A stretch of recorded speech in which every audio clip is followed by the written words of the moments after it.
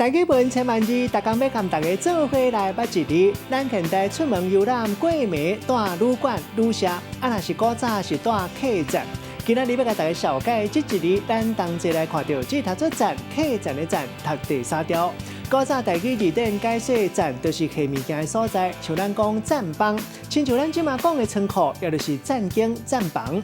若做动词，本身有蹲的意思，像讲站米就是蹲米。另外嘛有店的意思，像讲古早客店就是客栈，若地店叫做地站。站卖当讲是楼梯或者是一段路，像咱讲楼梯站。另外，还有一个音读做浅，这个意思就是收回所在。另外嘛有个别意思，像讲当年旧历7月，宜兰头城伫咧唱歌的歌病，或做歌浅。带大家做伙来小解这两个词。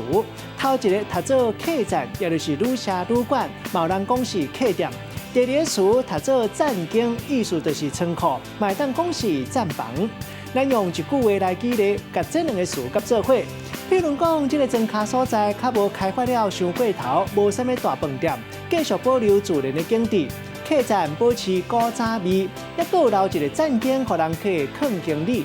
今仔日小解这一日读做站，另外一个音读做浅，提供给观众朋友来参考。